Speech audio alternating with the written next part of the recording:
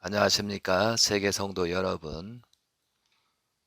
2023년도 철력 윤달 2월 12일 양력 4월 2일입니다. 4월달 첫째 주 성일이 되겠습니다.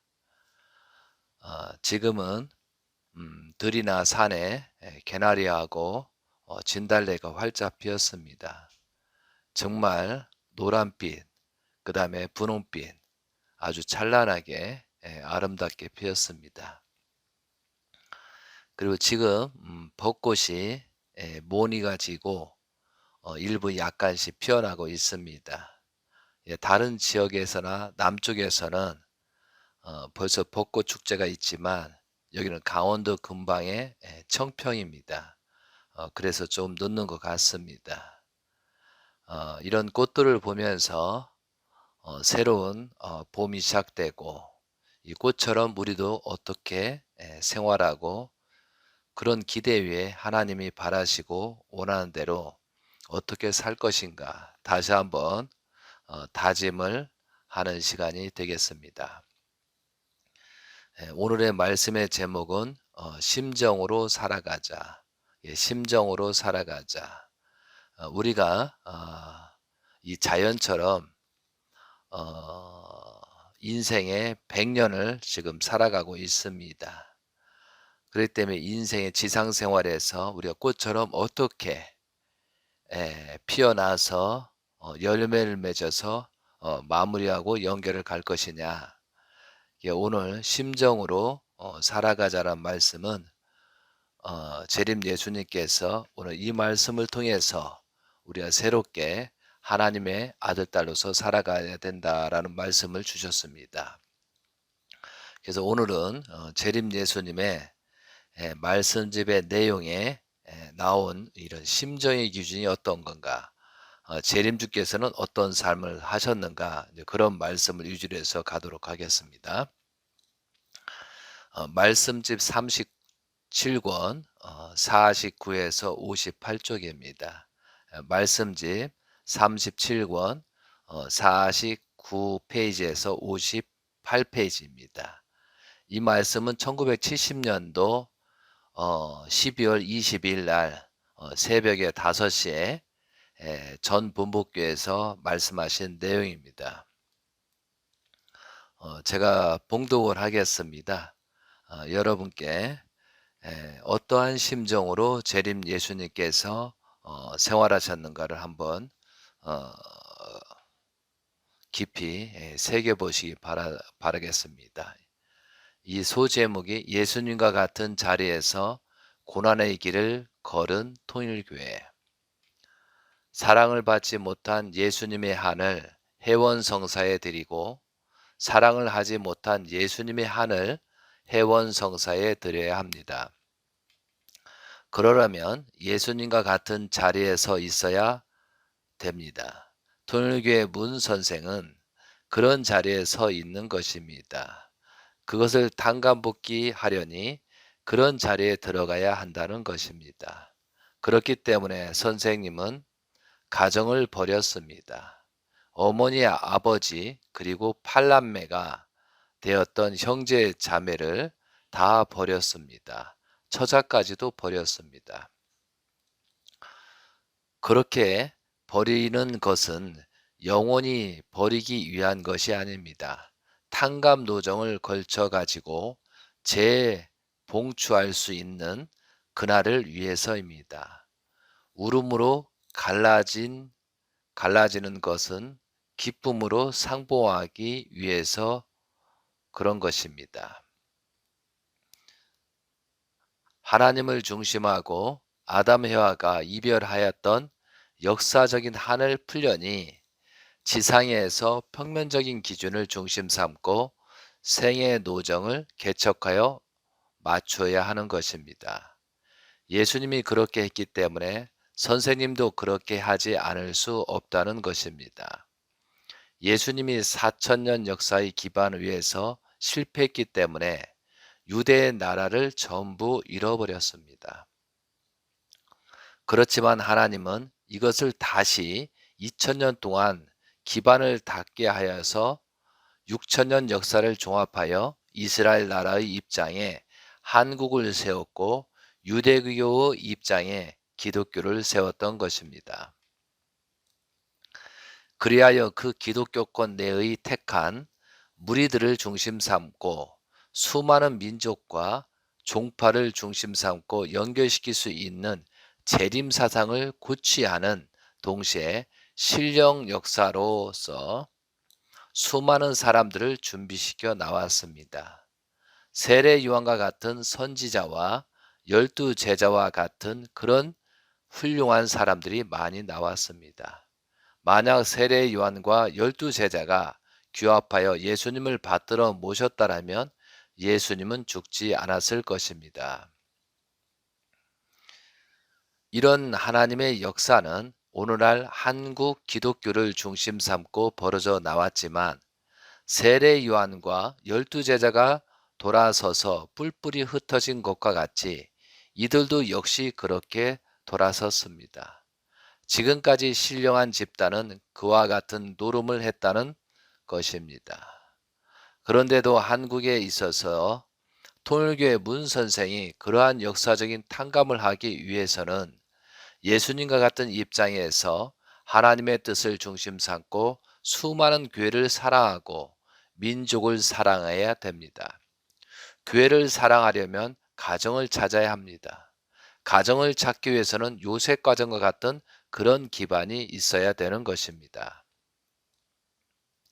하나님이 안팎으로 모든 문제를 내적으로 탕감할 수 있는 준비를 갖추어 가지고 역사적인 모든 심정적 기준이 어그러진 것을 다 풀어나가야 되는 것입니다. 시대적 환경은 못 갖추더라도 역사에 상충되지 않게끔 순리적인 법도에 따라 가정적 기틀을 기성교회가 마련해야 한다는 것입니다. 이것을 기성교회에서 모르고 있기 때문에 하나님은 신령한 사람들을 통하여서 다 준비했지만 그들을 만나기가 힘들었던 것입니다. 그 더벅머리 총각인 예수님의 말씀을 듣고도 믿지 않은 것과 마찬가지로 오늘 통일교회 문 선생의 말을 누가 믿겠느냐는 거예요. 선생님이 한번 말을 하였는데 믿지 않게 되면 나라가 꺾여져 나가고 민족이 꺾여져 나가고 종족이 꺾어져 나가고 가정이 꺾여져 나가고 교회까지도 꺾여져 나갑니다. 그렇기 때문에 선생님이 함부로 말을 하지 못하고 순환의 길을 극복하면서 그런 환경이 될 때를 바라보면서 싸워 나오지 않으면 안 되었던 것입니다. 이런 입장에 있는 사람이 오늘 복귀의 책임을 지고 있는 통일교회 문 선생인 것을 여러분이 알아야 되겠습니다. 선생님이 해방 후 기독교를 중심 삼고 출발하려 했지만 틀어져 나갔습니다. 예수님이 유대교를 중심 삼고 이스라엘 나라를 수습하기 위한 결정적 기회를 잡아서 출발하려 했지만 틀어져 나갔던 것과 같다는 것입니다. 50페이지입니다. 51페이지입니다. 정작 기반을 중심 삼고 교회와 나라를 연결시키려 했던 모든 것이 틀어져 나갔습니다. 기성교회가 여기에 반기를 들고 나섰다는 거예요. 알겠어요? 예수님이 반대를 받아 이방 종교를 통하고 이방 민족을 걸쳐서 다시 돌아왔던 것과 마찬가지로 통일교회 문 선생님도 그래야 됩니다. 그래 가지고 원수의 나라를 다시 복귀해야 하는 것입니다. 그래서 선생님이 이북에 들어갔던 것입니다. 이북에서는 전부가 원수입니다. 적국이었습니다. 발을 디디는 곳이 전부 다 원수였다는 것입니다. 나라와 교회는 물론 백성까지도 선생님을 때려잡으려고 했습니다. 그런 자리에서 살 수 있는 방법이 무엇이냐? 주먹으로 대하게 되면 망하게 되는 것입니다. 그러니 할 수 없이 희생, 봉사를 해야 되는 것입니다. 10번 맞고도 그들을 위해 복 빌어주고 1000번 1000대를 받더라도 그들을 위하여 기도해 주는 작전을 했다는 것입니다. 알겠어요? 선생님은 이와 같은 작전을 해 나온 것입니다. 1000번, 10,000번 억울함을 당하더라도 하나님을 사랑하고 있기 때문에, 하나님이 찾아 나오셨기 때문에 그렇게 해야 되는 것입니다. 하나님은 잃어버린 아들을 찾아 오셔야 했으니 지금까지 억울한 분을 풀 수 없는 사정이었습니다. 억울하게 죽어가는 아들을 살리기 위해서는, 죽을 수밖에 없는 아들을 살리기 위해서는 어떠한 시험이라도 당해야 하는 것이 바로 하나님의 사정이었습니다. 선생님은 이 같은 것을 알았기 때문에 시험을 당하면서도 지금까지 극복해 나온 것입니다. 천년 한스러운 사연이 1년 동안에 돌아가기를 바라면서 묵묵히 극복해 나오는 것입니다. 원수의 창끝 앞에 서 있는 아들을 살리기 위해 하나님께서는 원수로부터 가해지는 어떠한 욕도 감수하면서 구원 섭리를 해 나오시는 것입니다. 원수 앞에 굴욕을 당하는 것도 아들을 살리기 위해서 그러는 것입니다. 그래서 하나님이 지금까지 그렇게 고생하시는 것입니다. 이러한 하나님이신 것을 선생님이 알고 있었고, 고생을 한다 해도 10년, 20년, 일대밖에 더 고생하느냐는 것입니다. 그래서 100년생에 그런 길이 첩첩히 가로 놓여져 있어도 이 길을 개척해 나가지 않으면 안 되었던 것입니다. 통일교회 선생님이 이걸 하고 있는 것입니다. 그래서 모든 것을 잃어버린 자리에 섰던 것입니다. 나라도 잃어버리고, 교회도 잃어버리고, 가정도 잃어버리고, 다 잃어버린 자리에 섰다는 것입니다. 그래서 선생님이 가정을 버렸던 것입니다. 선생님이 이북으로 떠날 때 성진 어머니와 성진이를 버리고 갔습니다. 선생님이 가정을 가지게 된 것은 교회를 연결시키고 나라를 연결시켜야 할 하나님의 뜻이 있었기 때문입니다. 그런데 나라와 연결되지 못했고 교회와도 연결되지 못했습니다. 이것은 마치 예수님이 가정의 기반을 가졌지만 이스라엘 나라, 유대교와 연결되지 못한 입장과 같은 것이었습니다. 그렇기 때문에 다시 처음으로 돌아가야 했습니다. 가정을 모르는 입장에서 모든 인연을 끊고 원수의 세계인 이북으로 가지 않으면 안 되었던 것입니다. 거기서부터 다시 탕감 역사를 걸쳐오지 않으면 안 되는 운명길이 섰던 것입니다. 무슨 말인지 알겠어요? 그래서 선생님이 부모 처자를 다 버리고 그런 길을 갔던 것입니다. 나에게 어머니가 있어도 어머니가 아니요. 아버지가 있어도 아버지가 아니요.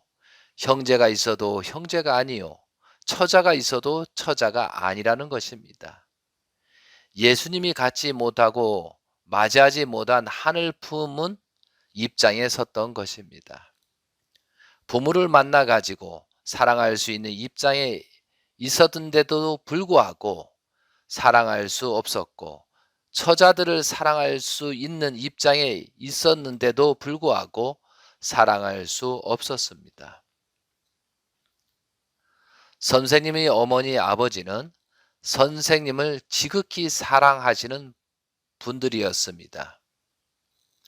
선생님의 형제들은 선생님을 위해서 희생했던 형제들이었습니다. 선생님은 망고의 어떤 효자보다도 나은 모습으로서 직행할 수 있는 내용을 지닌 자리에 있었습니다. 그런데 해방 직후 2차 대전 직후에 하나님이 섭리 역사를 교계와 나라에 연결시켜 아시아로부터 세계로 전개시킬 수 있는 경계선이 깨어져 버렸습니다. 가정을 중심 삼고 일족을 중심 삼고 연결시킬 수 있었던 것입니다. 그런 입장에서만 교회가 반대하고 그런 입장이었지만 교회가 반대하고 나라가 반대하니 선생님은 할 수 없이 예수님이 갔던 길을 되돌아갈 수밖에 없었습니다. 알겠어요, 여러분?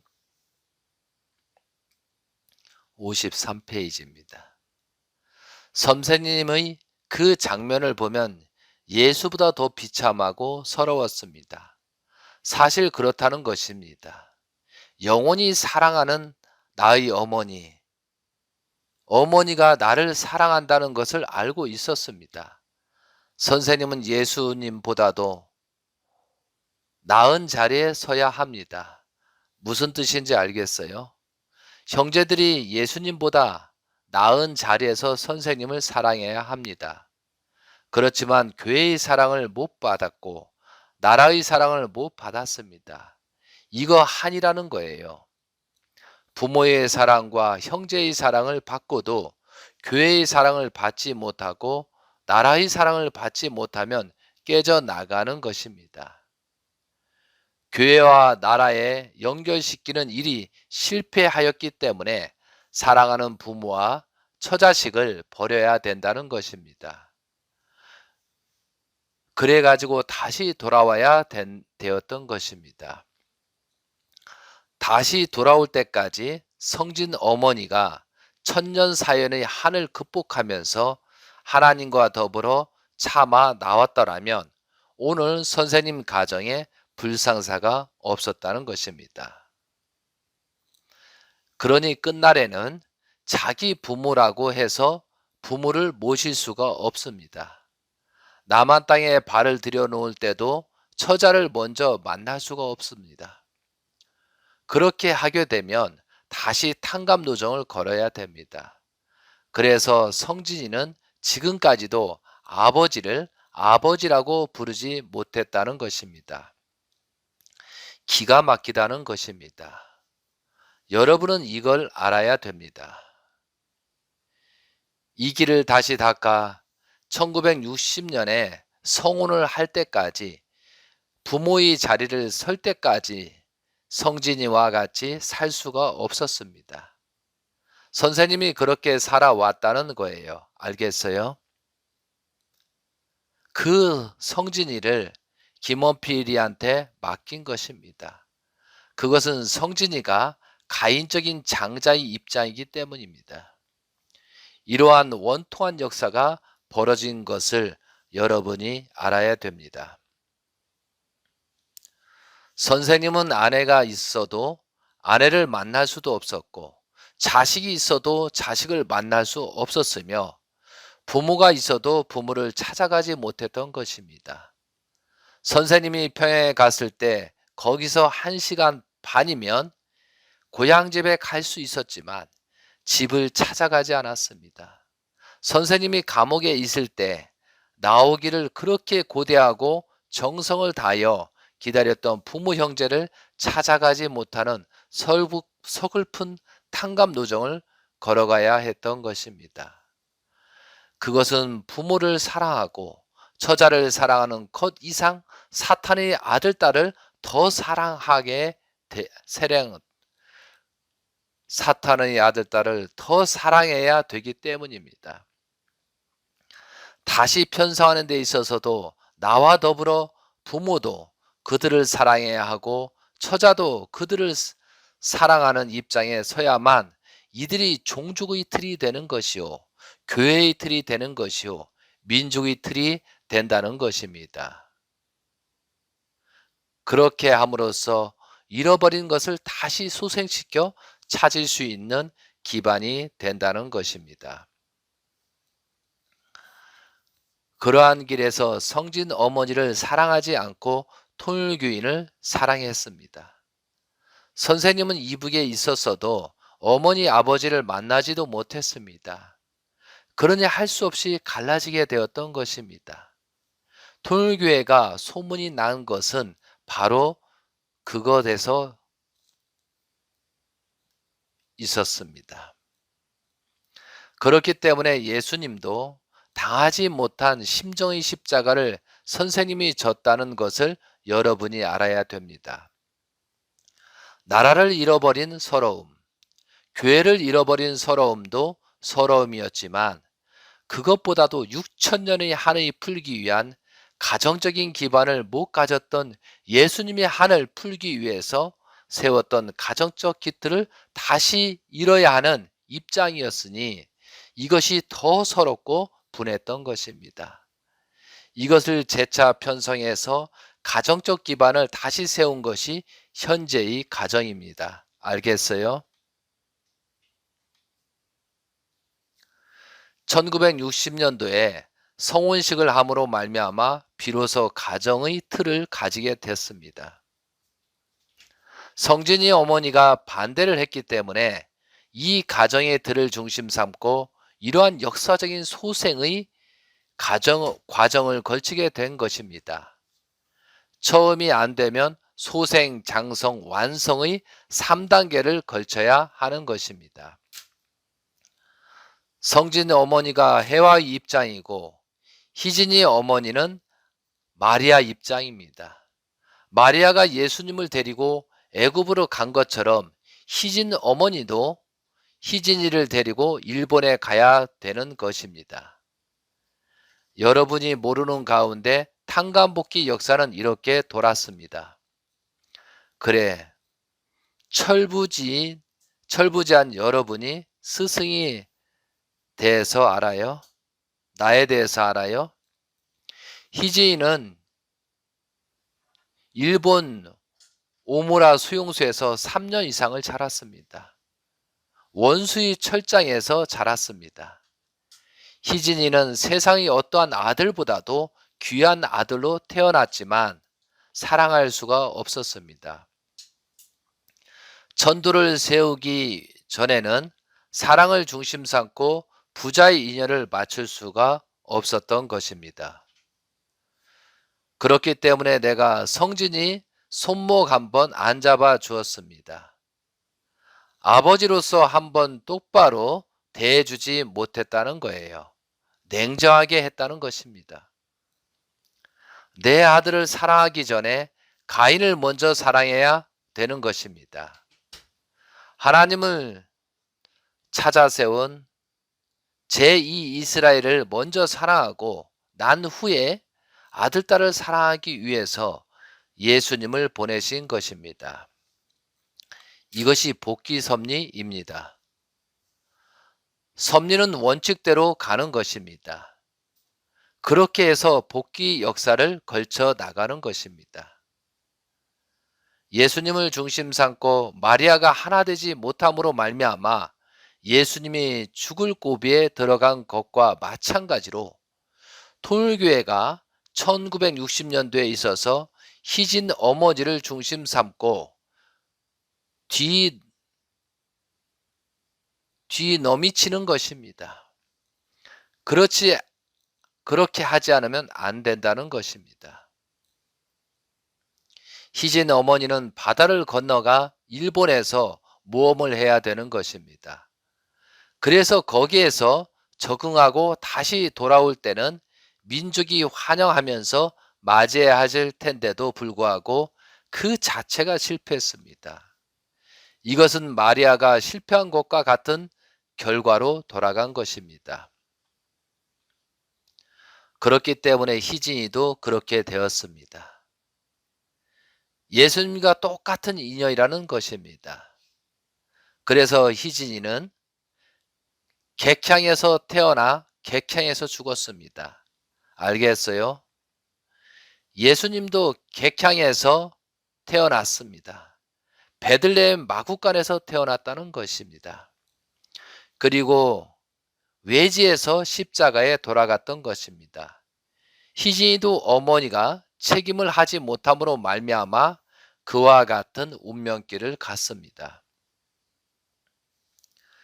1969년도에 통일교회 교회 모든 식구들이 전체를 동원시켰을 때 식구들은 여기에 별로 응하지 않았습니다. 그때 희진이가 통일교회 식구들이 안 나가면 나라도 나가야 되지 않느냐 하면서 나갔다가 불의의 사고로 갔지만 지금 희진이에게 고맙게 생각하고 있습니다. 그렇다고 해서 희진이가 손해본 것은 아닙니다. 여기서 참조로 희진님은 열차를 타고 가다가 열차에서 그 울면서 아버님 대신해서 섭리하신다고 울면서 그렇게 해야 되는데 기차 아니기 때문에 울 수가 없잖아요. 그래서 저 창문을 열고 창문 바깥으로 머리를 내고 우셨답니다. 그런 과정에 기차는 계속 출발하고 있고 그런 과정 속에 그 기찻길 옆에 있는 나무에 치여서 영계로 가신 겁니다. 그런 슬픔이 있었다는 사실입니다. 이어서 읽겠습니다.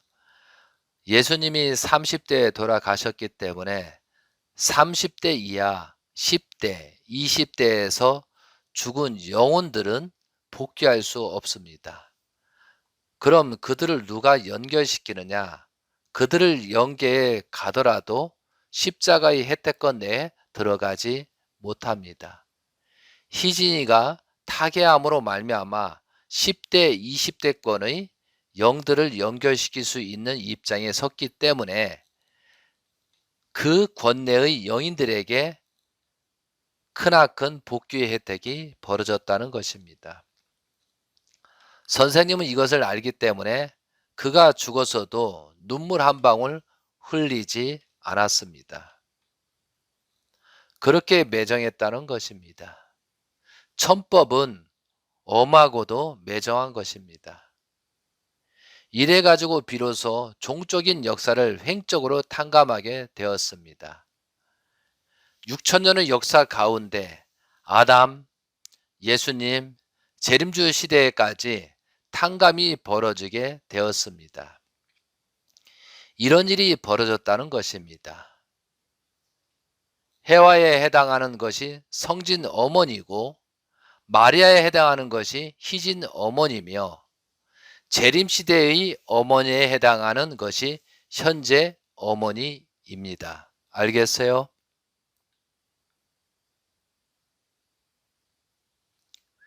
그런 어머니가 나왔기 때문에 비로소 사이기대가 이루어졌습니다. 또한 국진이까지 태어남으로 인해 하늘의 운세가 통일교회로 온다는 거예요.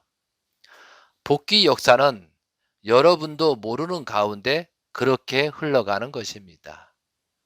그것은 어쩔 수 없습니다. 이것을 가려가는 데는 여러분들이 상상할 수 없는 십자가의 길을 가야 되는 것입니다. 선생님은 무슨 십자가의 길을 가느냐?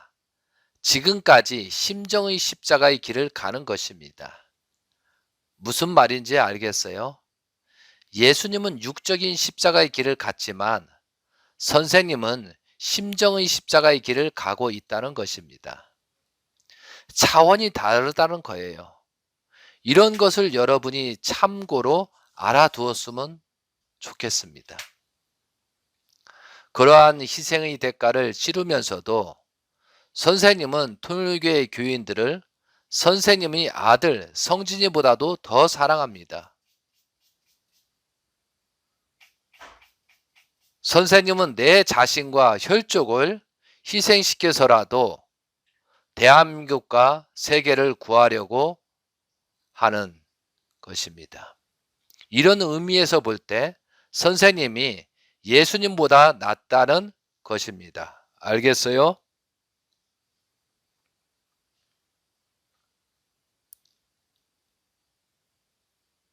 선생님의 한이 무엇입니까? 교회를 사랑하지 못한 것입니다. 그 다음에는 나라를 사랑하지 못한 것입니다. 선생님이 사랑하고 싶었던 교회가 어떤 교회냐? 기성교회입니다.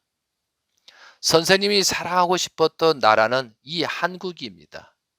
그러나 이것을 사랑해야 할 수 없기 때문에 내가 직접 사랑할 수 있는 권을 만든 것입니다. 그것이 통일교단입니다. 만약 기성교회가 선생님을 믿고 따랐다면 통일교회를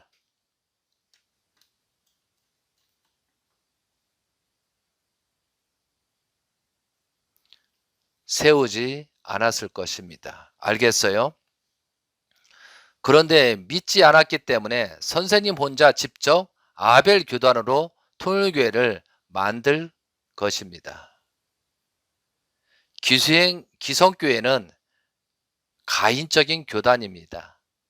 가인과 아벨이 하나 되었다면 하늘나라에 들어갈 수 있는 것입니다.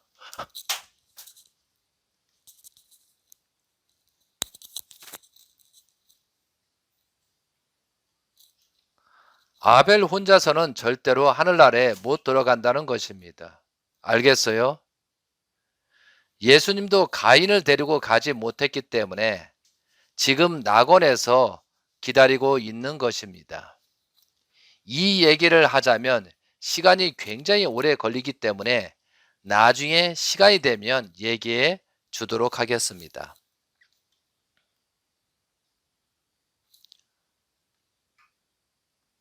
천국에 가려면 가인과 하나 되어 부모를 모시고 가야 합니다. 타락이 무엇이냐면 가인 아벨로 갈라지게 된 것입니다. 사랑의 열매가 둘이 되었다는 거예요. 천국에는 사랑의 열매가 둘이라는 말도 없거니와 그런 모양도 볼 수 없습니다. 본래 천국은 사랑의 열매가 하나로 인연되어서 들어가는 곳입니다. 그런데 가인 아벨로 갈라졌기 때문에 하나님의 사랑을 중심 삼고 하나와 같은 입장에 세워야 하는 것입니다. 여기에서 아벨이 하나님의 사랑을 중심 삼고 하나 되는 입장에서는 서야 하는데 아벨은 두 번째 열매입니다. 이 두 번째 열매가 첫 번째 열매의 자리에 올라가야 되는 것입니다. 그렇기 때문에 동생이 형님 자리에 서서 첫 번째 사랑의 길잡이가 되어야 합니다. 형님은 동생의 자리에 서서 동생이 하는 일을 간섭하는 것이 아니라 묵묵히 뒤를 따라가야 합니다. 그렇게 하지 않고는 하늘나라에 못 들어가는 것입니다. 사랑의 열매는 계통적으로 형이 있고 동생이 있어야 합니다. 서로가 형이 되겠다고 우기면 안 되는 것입니다.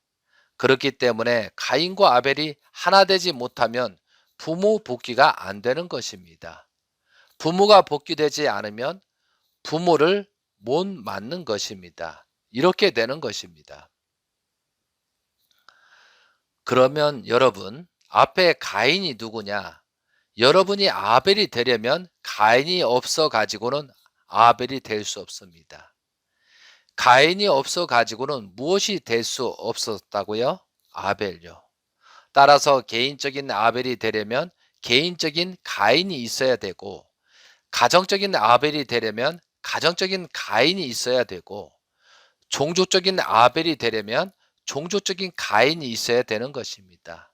또 민족이 아벨이 되려면 민족적인 가인이 있어야 되고, 국가적인 아벨이 되려면 국가적인 가인이 있어야 되고, 세계적인 아벨이 되려면 세계적인 가인이 있어야 되는 것이랍니다. 알겠어요?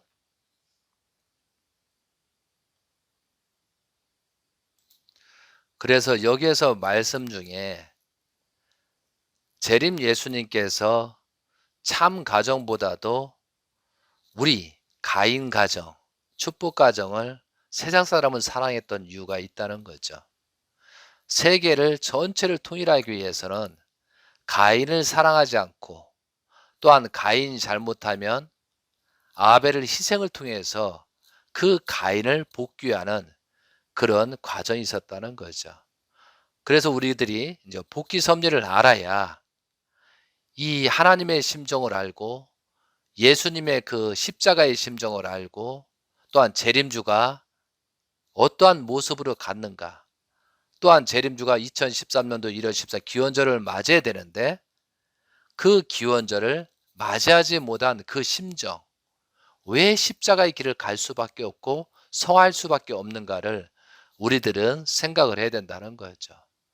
그래서 원리강론 259페이지에 타락인간은 복귀 섭리를 모르고서는 결코 생명의 길을 찾아 나갈 수 없다는 그런 말씀이 있습니다. 그 때문에 여러분들이 복귀 섭리를 알아야 된다 이거죠. 이어서 가겠습니다. 말씀집 44권 287에서 289쪽입니다. 지난 시간에 이 문제에 대해서 한번 논한 적이 있습니다. 그런데 다시 한번 여러분이 이런 내용을 아시고 우리가 심정으로 어떻게 살아갈 것이냐, 그거에 대해서 우리가 다시 한번 생각하는 시간이 됐으면 좋겠습니다. 말씀집 44권 287에서 289쪽입니다. 이 말씀은 지난 시간 좀 전에 말한 것은 1970년도고 이 말씀은 1971년도 5월 24일 전 본복교에서 말씀인데 제9회 만물의 날 기념식에서 말씀하신 내용입니다. 말씀의 소제목이 뭐냐면요, 가장 비참한 입장에 처해야 하는 재림주 가정, 이렇게 되어 있습니다. 봉독하겠습니다. 그러면 죄의 뿌리가 뭐냐? 거짓 사랑입니다. 거짓된 정적인 문제입니다. 그러기에 죄의 뿌리를 끊기 위해서는 하나님이 공인할 수 있는 사랑의 기원을 마련해야 됩니다. 그 사랑의 기원을 어떻게 마련하느냐? 선과 악은 서로 방향이 다릅니다. 따라서 구주되는 사람이 악한 사람을 구하기 위해서는 악한 사람의 맨 밑창의 자리까지 들어가야 합니다. 그렇지 않고는 구해주지 못합니다. 그렇지 않아요? 악의 맨 복판에 들어가야 그 사랑의 기원이 마련되는 것입니다. 그러면 오시는 주님의 가정은 어떠한 가정이냐? 비참하다면 그 이상 비참한 가정이 없을 만큼 비참한 가정입니다. 다시 말해서 그 가정에 있어서는 지금까지 역사 과정을 통하여 모든 남녀들이 저질러 놓은 비참사가 잠깐이라도 스쳐간다는 것입니다. 그렇지 않고는 탕감이 안 되는 것입니다. 오시는 주님이 1등 신랑이라고 해서 그 신부되는 여자가 태평 왕궁의 왕녀와 같은 호환 찬란한 자리에 있는 것이 아닙니다. 오시는 주님의 자리는 지금까지 역사시대에 있었던 아프다고 하는 모든 느낌을 언제나 느껴야 하는 고통스러운 자리인 것입니다. 탕감법도가 그렇다는 것입니다. 아이고, 죽어버렸으면 좋겠다는 생각이 들 때가 한두 번이 아니라는 거예요. 그 둘 사이는 그저 만나면 천국이라고요? 천만에. 남자와 여자 하나의 주체이고 하나의 대상입니다. 다시 말하면 타락한 천사장과 예수님의 사이와 마찬가지 입장이라는 것입니다. 이 관계는 말없는 싸움입니다. 여자로서 재료를 수집하여 남자를 평하려면 얼마든지 할 수 있습니다. 그리고 사탄을 차버리고 잘라버리고 찔러버리고 싶은 그런 때가 한두 번이 아닐 것입니다. 여러분, 그걸 알아야 됩니다. 그렇지 않고는 탕감이 안 됩니다. 이러한 비참한 가정입니다. 그러기에 재림 주님의 가정이 뜻이 없다면 일시에 산산조각이 나서 없어질 것입니다. 멋이고 다 핑계치고 어디론가 훌쩍 날아가 버리고 싶은 그러한 자리라는 거예요.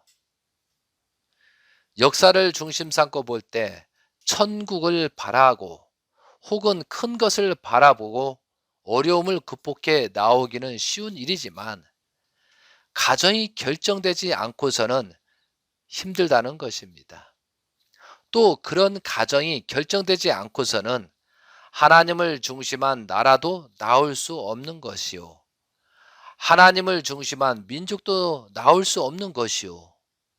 하나님을 중심한 시족도 나올 수 없는 것입니다.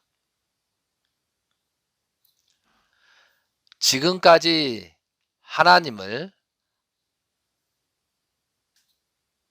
지금까지 하나님 나라를 바라보고 나가기는 쉬웠지만 감정을 고추 세워서 싸움을 극복하는 입장에 처해지면 그 책임을 누가 해야 하느냐?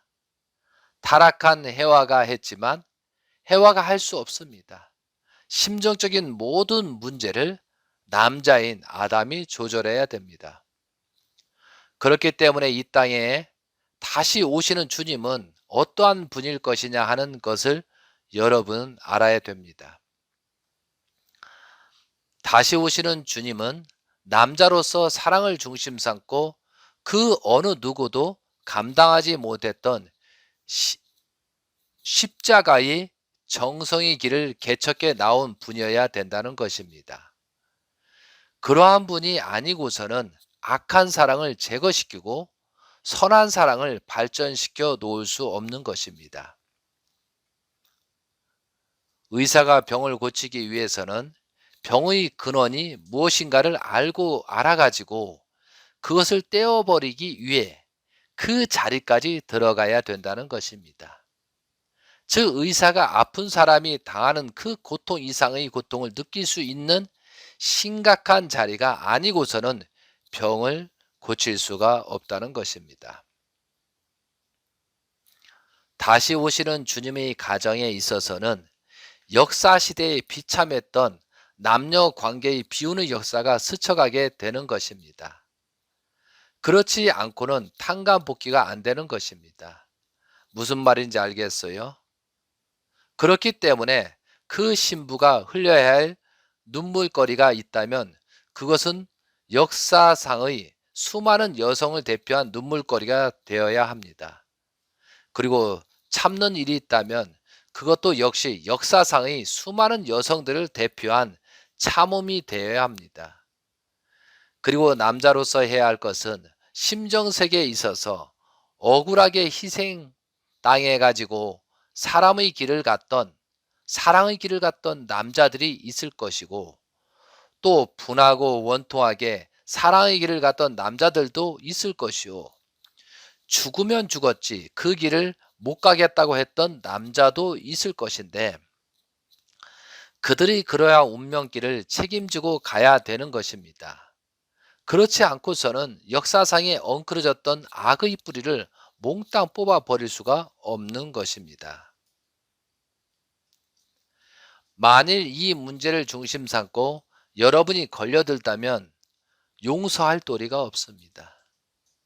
그것은 예수님을 십자가에 못 박아 매달아 놓고 침을 뱉어가며 조롱했던 이스라엘 족속과 마찬가지가 되기 때문입니다. 여러분, 이걸 알아야 됩니다. 예수님은 육적인 십자가를 지고 갔지만 다시 오시는 주님은 심정의 십자가를 지고 가는 입장인 것입니다. 그런데 다시 오시는 주님이 예수님이 십자가에 못 박혀 돌아가실 때와 같이 심정의 십자가를 지고 가는 것을 비소하는 사람은 용서할 수 없는 것입니다. 그렇기 때문에 여러분은 내적인 인연을 갖추어 가지고 책임을 다해야 합니다. 이 엉클어지고 찌그러진 것들을 모두 얽어 모아 가지고 완전한 하나님 편 가정적으로 보호해 줄 수 있는 자리까지 나온 것이 하나님의 날 설정하기까지의 과정이었습니다. 이 말씀입니다. 이 말씀을 봉독하는 시간이 벌써 이제 45분이 됐습니다. 여기에서 좀 전에 읽었던 말씀대로 만일 이 문제를 중심 삼고 여러분이 걸려든다면 용서할 도리가 없는 것이다. 이렇게 돼 있습니다. 그것은 예수님이 십자가에 못 박아 매달아 놓고 침을 뱉어가며 조롱하던 이스라엘 족속과 마찬가지이기 때문입니다. 여러분은 그걸 알아야 됩니다. 예수님은 육적인 십자가를 지고 갔지만 다시 오시는 주님은 심정의 십자가를 지고 가는 입장인 것입니다. 그런데 다시 오시는 주님이 예수님의 십자가에 못 박혀 돌아가실 때와 같이 심정의 십자가를 지고 가는 것을 비수하는 사람은 용서할 수 없는 것입니다. 그래서 여러분께 어떠한 경우를 막론하고 참 가정에 대해서 함부로 비수하거나 비난해서는 안 됩니다. 여기서 용서할 도리가 없었다고 그러잖아요. 참 부모님께서는 복귀 섭리를 하기 위해서 수많은 길을 갔습니다. 그리고 우리가 자격이 좋지 않고 완벽하지 않은데도 불구하고 많은 사람을 성주와 성수식을 통해서 축복을 시켜줬습니다. 그 모든 조건은 재림 예수님께서 오셔가지고 탕감 조건을 세워서 우리가 자격이 되지 않지만 그 조건에 아들로서 서자로서 그런 입장에 취해서 축복을 해주셨거든요. 그런데 그것은 우리가 알고 정말 하나의 운전면허증에 자격증을 부여된 것, 축복과정으로 자격증을 준 것처럼 하나의 자동차 면허처럼 생각한다면 우리가 운전을 잘해야 되고 모범적으로 운전을 해야 되잖아요. 근데 이 축복 과정들이 교통사고에 나듯이 사고가 많이 나고 횡단보도도 그냥 막 지나가고 신호등도 어기고 과속을 하고 또한 여기저기 사람도 치고 또 너무 과속하다 커브길에서 또 망가지고 또한 심지어 사람 생명까지 잃고 그런 자동차와 불법 자동차처럼 우리 축복 과정들이 그러지 말고 정말 안전하게 모든 규칙을 지키면서 교통법규를 지키면서 우리가 천일구 천법을 지키면서 살아야 되는데 그러지 못했다는 거죠. 그러므로 결국은 이런 엄청난 문제가 생기고 그러한 문제가 생기고 축복 과정이 탈선되고 또한 육적으로도 탈선되고 그럴 때 그 재림 예수님께서 그 모든 탕감 조건을 그 축복을 시켰고 내 아들 딸 축복을 시켰던 그 가인된 가정들이 잘못이 아니고 내 잘못이라고 하면서 그 다시 복귀 섭리를 하기 위해서 아벨 가정인 아버님의 직계인 혈통을 희생시켰잖아요. 그런 과정에서 평생을 복귀 섭리를 해왔습니다. 그럼 좀 전에도 성진 어머니도 마찬가지고 성진이님을 기절 사랑할 수 없는 희진님을 죽음으로 갈 수밖에 없는 그런 형국들을 우리는 알잖아요.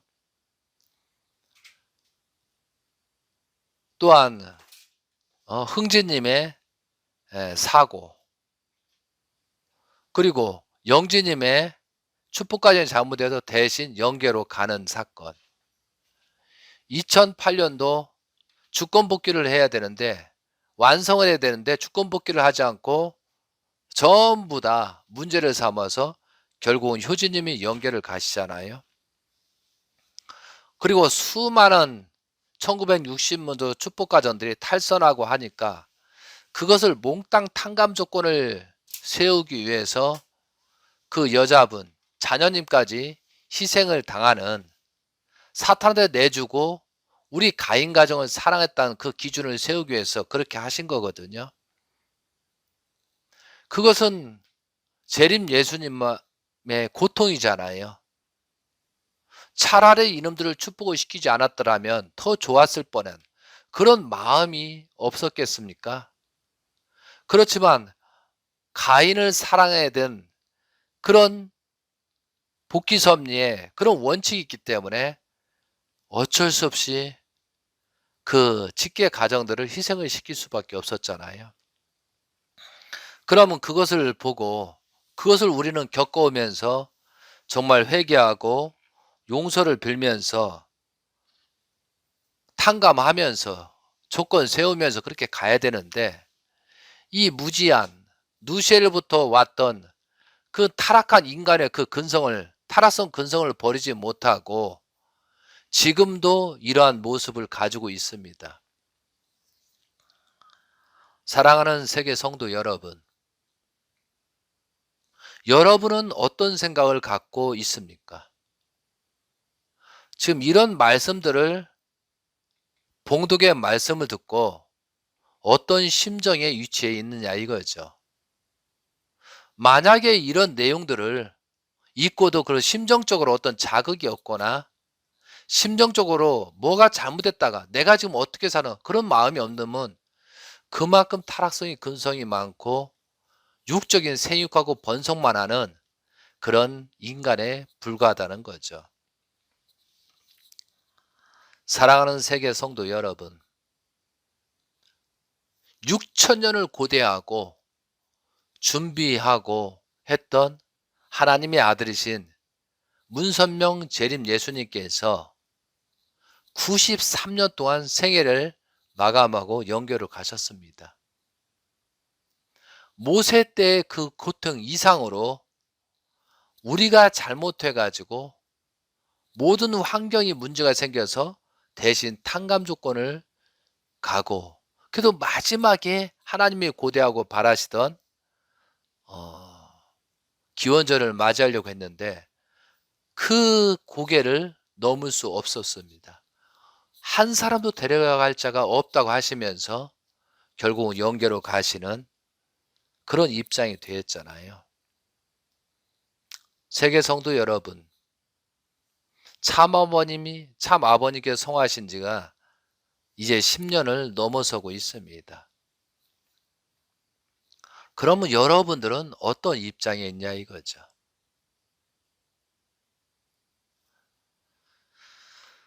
재림 예수님인 참 아버님의 성화는 6천년 역사 이래 가장 심각한 내용입니다. 정말 진정한 통일교회라면 성화의 원인은 무엇인가?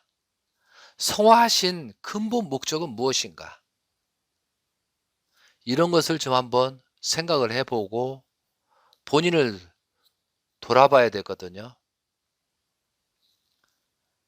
그리고 성화한 이후에 이 10년이라는 시간이 가서 한국의 현재 실정, 일본이 실정, 온 세계가 환란되고, 그리고 또 결과적으로 나타난 통일교가 분열이 왜 일어나는가? 정말 우리가 축복을 받고 정말 초심으로 돌아와 통일교회라면 정말 회개와 용서를 빌고 통국의 역사가 벌어져야 되거든요. 그런데 전부 나는 책임이 없다고 하고 모든 것은 참가정이 문제고 중심자들이 문제라고 주장하는 자세에 대해서 정말 하나님께서 이걸 보고 있으면서 어떠한 심정이겠느냐 이거죠.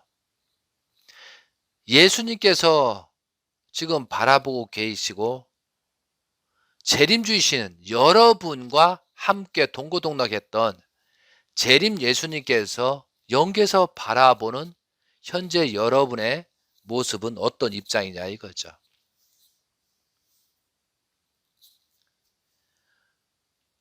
아까 봉독한 말씀 중에 참 부모님께서는 아벨인 참 가정보다 가인 가정과 세상 사람들을 더욱 사랑하고, 가인 가정들이 잘못하면 모든 탕감 조건을 세우기 위해서 참 가정의 자녀들을 희생의 제물로 보내시고, 가인 가정들이 타락하면 그것을 탕감 조건을 세우기 위해서 참 자녀를 사탄에게 내주었던 참부모이십니다.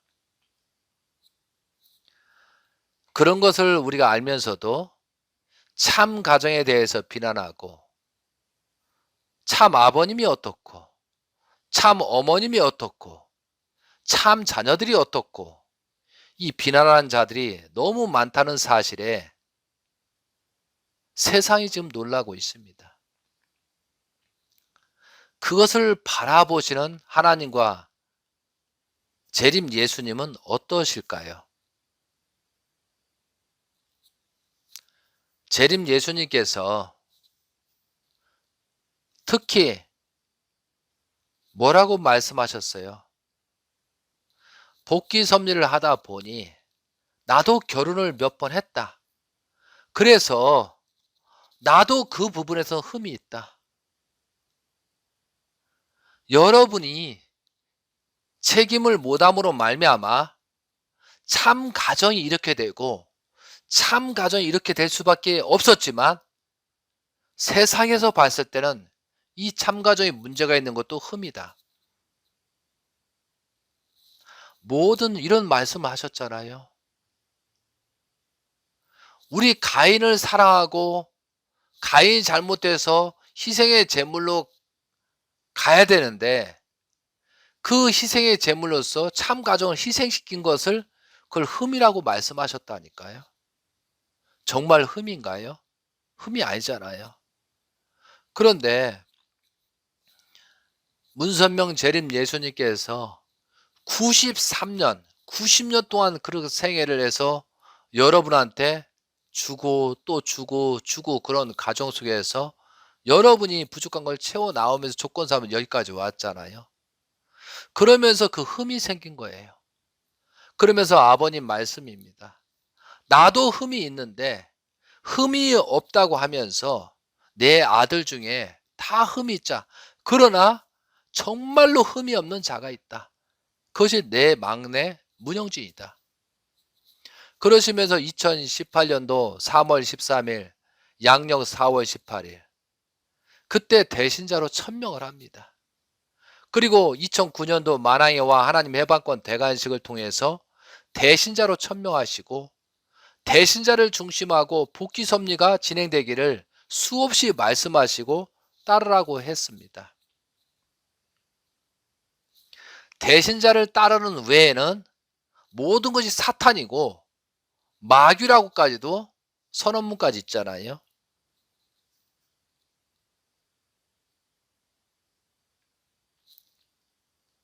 참 세상은 정확합니다.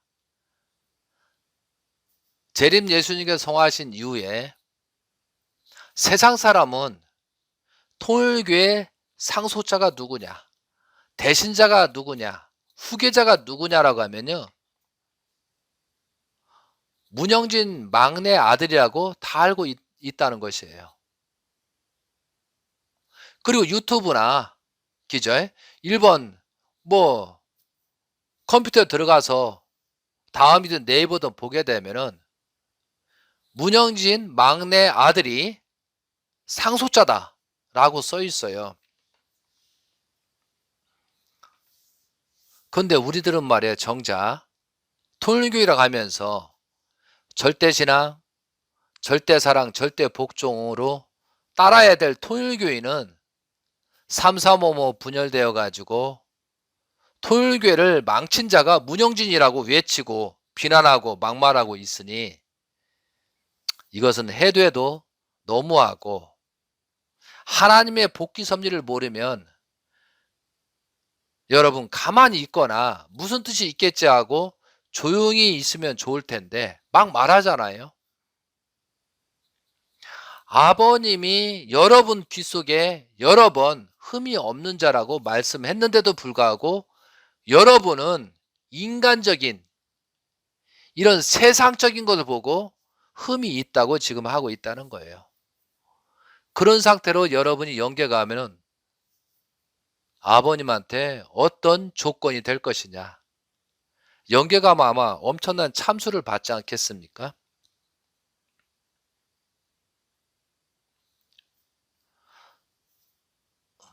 제가 이 통일교회 몸담고 벌써 한 30년이 넘고 있는데요. 성화한 이후 제가 10년 동안 여러 사람을 보았습니다. 특히 참 가정을 비난하는 자들을 보면 그 비난하는 순간부터 몸이 아프고 다리가 병신되고 쩔룩거리고 참 가정을 육아는 한 사람 특수한 사람을 봤는데 그럼 얼마 후에 다리가 부러지고 어깨가 부러지고 또한 자전거 타고다 엎어져서 교통사고 나고 또 차에 뭐 스치기도 하고 그런 일이 계속 생기는데도 불구하고 계속 비난하는 놈이 있어요. 그러니까 자기가 어떤 좋지 않은 현상이 생기면 내가 무엇이 문제인가를 돌아봐야 되는데 그냥 자기한테 너무 관대한 거죠. 그런 사람들은 뭐 죽어야 정신 차릴 것 같기도 한데 참으로 안타까운 마음입니다. 조금만 자기를 버리면 자기가 무슨 문제가 있고 지금 내가 현재 하고 있는 잘하는지 못하는지 평가할 건데 이 타락성 근성 때문에 자신에 대해서 너무 관대하고 있다는 거죠. 사실은 제가 2015년부터 이러한 회개와 용서를 빌어야 되고 참 가정에 대해서 함부로 비난하면 안 된다. 정말 참 가정을 비난하는 자는 참 가정보다 더 열심히 하고 아버님보다도 열심히 하고 참 가정의 자녀보다도 더 열심히 한 그런 조건이 있다면은 내가 뭘 하지 않겠다. 아무것도 하지 않으면서 축복만 받고 와서 건달처럼 지내고 조금 뭐 조건 세웠다고 그래서 욕한다? 그러지 말라라고 수없이 하고 있었습니다. 제가 이런 말을 언제까지 여러분께 드려야 할지는 모르겠지만 영계에 계신 재림 예수님과 또한 대신자께서 여러분을 아직까지 사랑하고 있어서 제가 이런 말을 전달하라고 자꾸 영적으로 작용이 생겨서 말을 하고 있습니다. 그래도 여러분들이 지상에서 깨닫고 지상에서 회개와 용서를 빌고 제발 출발해서 영계로 오라고 지금 영계에서는 그렇게 말씀을 전달하라고 하시는 것 같습니다.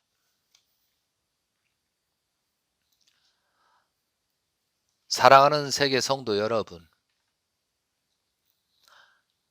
가인 가정, 가인 조직, 가인의 입장이 잘못으로 말미암아 재림 예수님께서는 엄청난 고난의 길을 갔고 옥고를 7번이나 치르고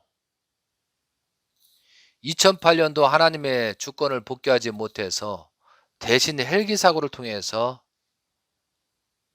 죽음의 고개를 넘고 40년에서 4년으로 2009년 12년을 맞이해서 기원절을 맞이해야 된다라고 그렇게 간곡하게 말씀을 하셨잖아요. 결국은 기원절이 잘못되고 여기까지 온 겁니다. 여러분, 벌써 10년이라는 시간이 지났습니다. 여러분, 지금 많은 사람들이 갑자기 요즘 근래에 계속 연계를 많이 갖고 있습니다. 저만 그렇게 느끼는 건지 실제 연계를 많이 가고 있어요. 성화 10년 이후에 본격적으로 많은 사람이 연계를 가고 있습니다. 모든 사람이 연계를 가잖아요.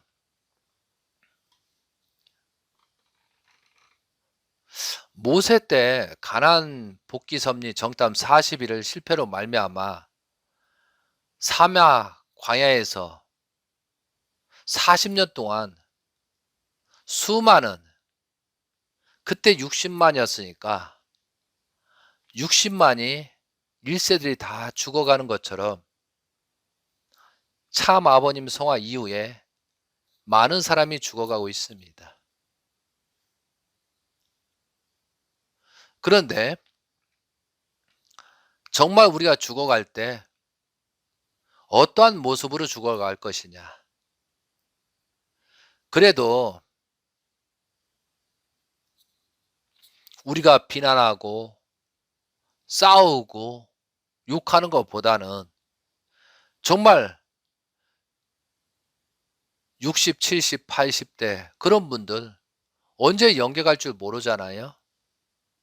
그런데도 마냥 살 거라고 생각하고 만약 어? 영원히 살 거라고 왜 그런 착각을 가지고 옆에서 성화하는 걸 보면서도 왜 본인은 영원히 살 거라고 그렇게 생각하면서 무책임한 행동과 비난하면서 그렇게 하는지 저는 참 의문입니다. 언젠가는 저도 죽고 여러분도 다 죽지 않습니까? 영계로 가지 않습니까? 근데 우리는 원리강론에서 영계의 세계는 있다고 들었잖아요. 세상 사람들은 없다고 갔기 때문에 그래도 억울하지는 않잖아요. 근데 영계를 있다고 그렇게 수없이 수만 번, 수십 번 재림 예수님께서 가르쳐 주고 지금 영적인 작용을 해 주시고 있잖아요. 우리가 제사를 지내는 것도 영적으로 조상들이 아무런 영계가 없다고 하면 조상들도 없는 거니까 영인들도 없고 귀신도 없는 거니까 아무 문제가 없잖아요. 근데 제사를 안 지내거나 어떤 조건을 세우지 않으면은 막 이상한 문제가 돼서 집안이 이상해지고 흔들리고 망하고 막 그러니까 제사를 지내잖아요. 뭐 유교, 불교, 인도교 그런 걸 떠나서 영계는 수많은 경험을 하고 많은 사람 경험을 하잖아요. 그런데 많은 사람들이 본인이 경험을 못 했다고 영계가 없다고 하면서 그냥 막 사는 거. 그 정도로 무지한가요? 요즘 드라마나 TV든 어디든 영화나 귀신들의 장난, 귀신들의 그런 모습들을 많이 볼 수 있잖아요. 그건 사실이거든요. 내가 모른다고 내가 무책임하게 행동했었을 때 그 결과는 나한테 오잖아요. 근데 그 결과에 대해서 연계해서 엄청난 조건이 생기고 엄청난 심각한 지옥의 밑창에 떨어질 수 있는 그런 심각한 내용이 있지만 그냥 모르는 척하고 그렇게 하거든요. 참 불쌍한 사람이죠. 사랑하는 세계 식구 여러분, 참으로 타락의 근성을 버리지 못하고 영계를 가게 된다면 지상에서 풀어야 되는데 품지 못하면 그 사람 영계 가면 참 안타까운 마음입니다. 요즘 특히 제가 걱정하고 있는 것이 있습니다. 특히 축복받은 영적, 육적 타락함에도 타락한 사람 있잖아요. 숨기고 있고 그런 사람이 너무 많이 있습니다. 지도자 중에도 많이 있습니다. 그 사람들이 지상에서 회개와 용서를 빌고 어떠한 조건을 세우지 못하고 영계를 가게 되면 어떻게 될 것 같습니까? 정말 걱정입니다. 그래서 제가 강의나 말씀 중에 하고 싶지 않은 말씀을 자꾸 하게 됩니다. 저는 부족하지만 여러분을 사랑하기 때문에 말씀을 드리는 겁니다. 사탄으로 가는 길은 수만 수십만 길이 있지만 하나님으로 가는 길은 오직 정직, 회개와 용서, 다시 탕감적으로 재출발하는 한 길밖에 없다는 거죠. 그래서 신앙이 어렵고 힘든 것입니다. 그렇지만 내 영인체를 살리고 내 모든 것을 다시 재출발할 수 있는 그런 기준을 세우고 그렇게 노력하는 게 중요하다고 봅니다. 저는 복귀 섭리를 조금이나 알기 때문에 성화 이후에 문영진 천일국 왕님께서는 2013년부터 8년을 80년 탕감 조건을 세워서 종적인 8단계를 완성하시고 하나님의 실체를 쓰시고 있습니다. 그리고 2021년도 횡적인 8단계 개인 완성, 2020년도 가정 완성, 그리고 종족 완성의 2013년도를 맞이하고 지금 가고 계십니다. 제가 지난 시간에도 말씀드렸지만 이제 종족 복귀를 시작을 했습니다. 그런데 종족 복귀를 하는데 참 가정을 비난하는 자, 어머님을 비난하는 자, 그런 자들은 용서받기가 쉽지 않을 것입니다. 왜? 지금 성진 어머님, 희진 어머니도 재림 예수님께서 축복 전이든 후든 축복을 시켜서 영계에 온전한 삶을 하고 있습니다. 특히 참 어머님에 대해서 우리가 함부로 욕해서는 안 되겠습니다. 지난 강의 말씀도 있지만 아버님의 십자가의 길을 가셨습니다. 성하셨습니다. 그런 다음에 하나님의 입장에서 예수님을 십자가에 내준 것처럼, 사탄에 내준 것처럼 아버님이 십자가에 가는 그런 조건 속에서 어머님을 사탄한테 내준 입장입니다.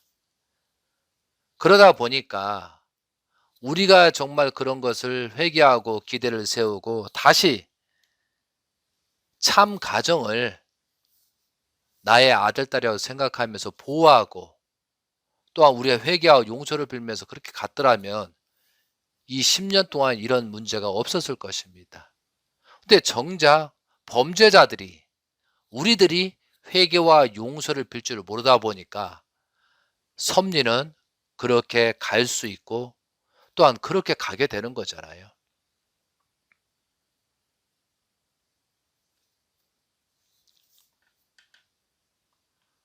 심각한 문제가 오고 있습니다. 그래서 지금 천일국 왕님께서는 더 심각해서 한국에 와서도 그런 말씀을 하십니다. 어떤 우리가 종의 어떤 입장에 떨어져 있기 때문에 그걸 어떻게 회개하고 용서를 빌면서 다시 출발할 것이냐. 6천년 역사에 재림주가 오셨는데 성화했잖아요. 근데 그 성화에 대한 원인 제공, 그건 우리가 한 거잖아요. 그것을 조금이라도 어떻게 회개와 용서를 빌면서 탕감을 조건 세우고 조건을 세우는 길은 가장 바람직한 것은 그동안에 우리가 참 가정을 아버님께서는 가인 가정을 사랑했듯이 우리는 참 가정을 사랑하고 보호하고 그런 마음으로 해야 되는데 그러지 못한 것을 탕감 조건주에서 지금이라도 무슨 뜻이 있겠지 하고 참 가정을 더 사랑하고 보호하고 우리 때문에 그랬구나라고 회개하고 용서를 빌는 그런 입장을 취해야 될 것이 우리들이 해야 될 사명이거든요. 그런데 그럴 사람들이 정작 욕이나 하고 있고 비난만 하고 있고 그러고 있으니까 복귀 섭리가 계속 복잡해지고 어려워지는 거죠. 여러분, 예수님께 십자가의 길을 간 것이 예수님의 잘못입니까? 제자들하고 성도도 유대민족이 잘못입니까? 그걸 우리는 보고 있으면서 아버님 성화, 참 가정이 그렇게 된 것을 누구 때문이라고 할 거냐 이거죠. 이런 말씀을 드려도 이해하지 못하면 정말 그 사람은 누시엘의 앞잡이고 누시의 영향이 너무 크게 작용한다는 것을 우리 스스로 알아야 된다는 거죠. 우리가 회개하고 용서를 빌며 재출발하면요, 굉장히 기쁨이 오고 축복이 오잖아요. 욕만 하고 비난하면은 결국은 나만 하는 게 여러분 주변의 사람들이 다 떠난다는 거죠.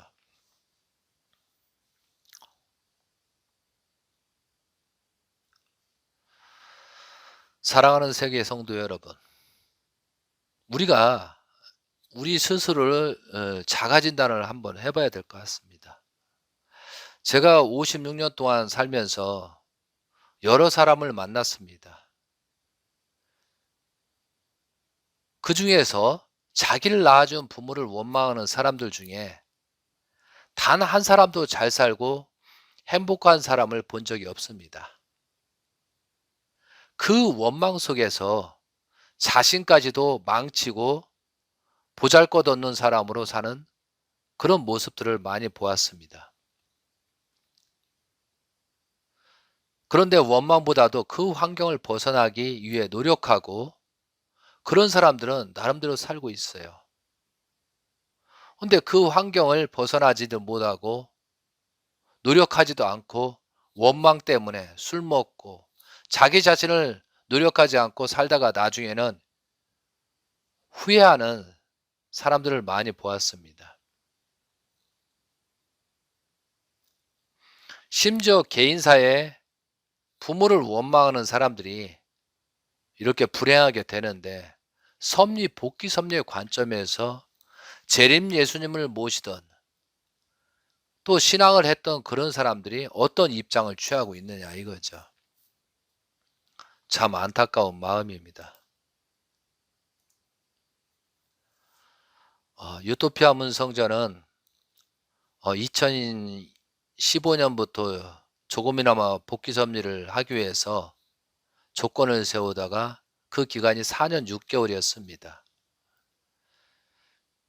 그리고 4년 6개월이 돼서 2019년도에 모든 것을 바치고 또한 모든 것을 하나님 것으로 돌려드리기 위해서 그런 조건을 세우기 위해서 전세금까지 모두 하나님 참부모님 천일국 왕님께 봉헌하고 2019년도 10월 3일 성전을 헐었습니다. 그리고 수리적인 기간 때문에 3년 6개월 42달의 수리적인 정성의 조건을 세우라고 참 부모님께서 말씀하셔서 그렇게 성전 없이 정성의 조건을 세우고 있는 중입니다. 이런 말은 유토피아 문 식구들한테도 많이 하지 않았던 내용입니다. 이제 42달이 지나고 있습니다. 2023년도 5월 1일 이후부터 새로운 출발 역사가 벌어질 것으로 믿습니다. 지금 저는 오늘 말씀 중에도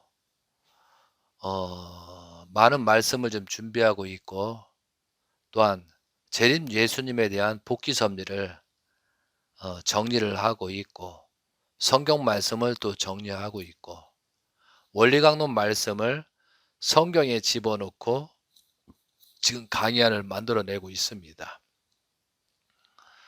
특히 우리가 원리강론의 430페이지 복귀섭리 동시성 시대가 나오잖아요.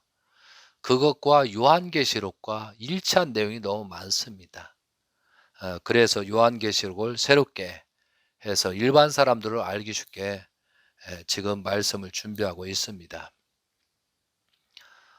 정말 그동안에 전 3년 약 한 6개월에 현재 5개월째 지금 맞이하고 있는데 많은 사람이 스쳐갔습니다.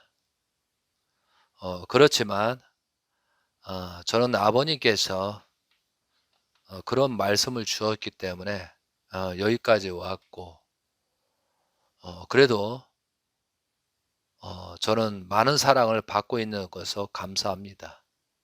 그 주변에 또한 많은 분이 협조해 주셔서 여기까지 왔습니다.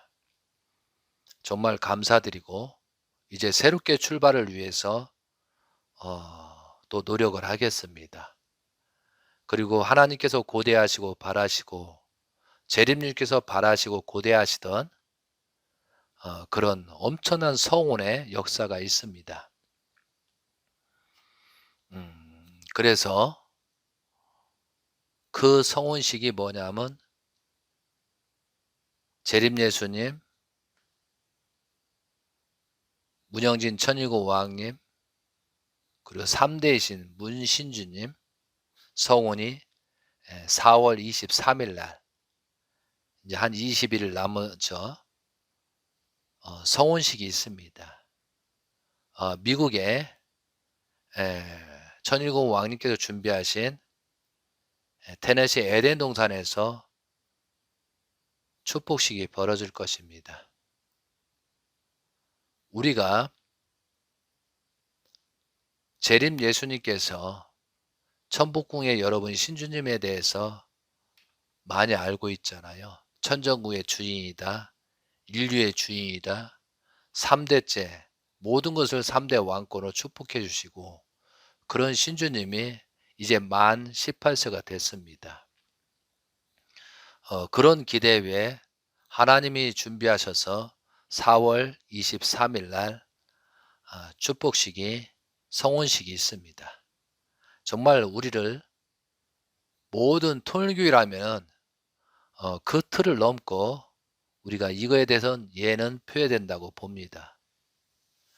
심지어 이웃 친구들, 아는 사람들한테 우리가 축의금을 하잖아요. 결혼식 때.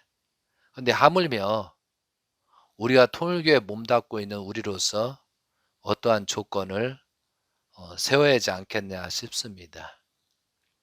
미국에 코로나 예방접종을 하지 못하면은 아직까지 제재가 풀리지 않아서 가지 못하고 있지만 그거에 상응하는 가지 못하더라도 조건을 세우는 것이 좋지 않겠나 싶습니다.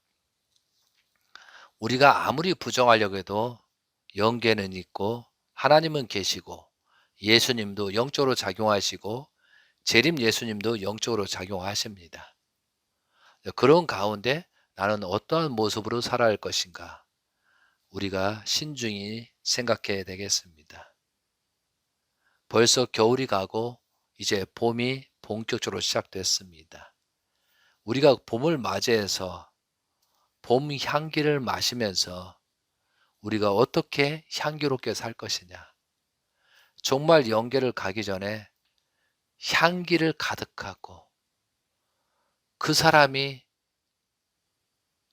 어떤 향기를 냈는가를 우리가 알면서 또한 많은 사람이 알게 하고 영계로 가야지 않겠습니까?